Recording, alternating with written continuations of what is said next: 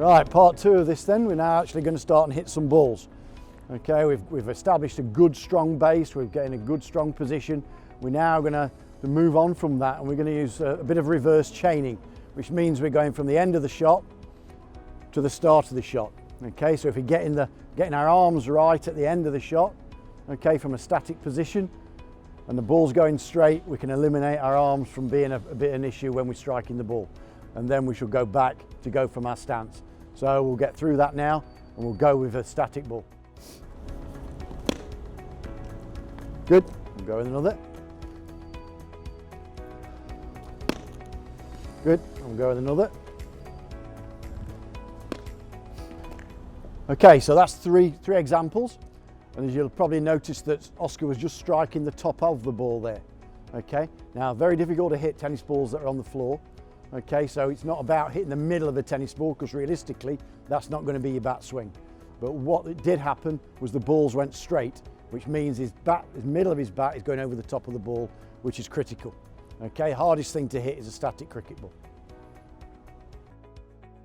Okay, so obviously you're going to have different levels of players who are watching this class at the moment.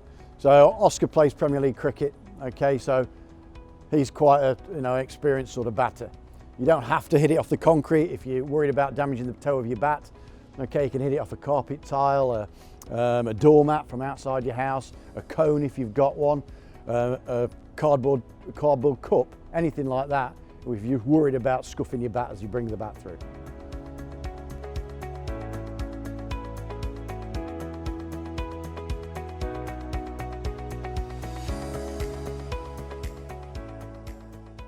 Now moving on from the static ball. Okay, you could see Oscar's arms were moving nicely through the line, the ball was going straight. We're now going to change the feed. Now, we know that where you train or where you'll practice, it might be out in the garden, it won't be as smooth as it is probably here. So we're going to change the serve. Now, traditionally people use a double bounce serve, and if it's rough, the ball goes everywhere. Okay, so we're going to change it slightly, and I'm going to lob the ball up, and he's going to strike the ball as it hits the floor. So with all your surfaces, if you hit it as it bounces, then you're going to have some control over the ball, as opposed to waiting for that second bounce where the ball could move all over the place. Okay, so if Oscar comes in now, okay, so it's going to be a lob and strike.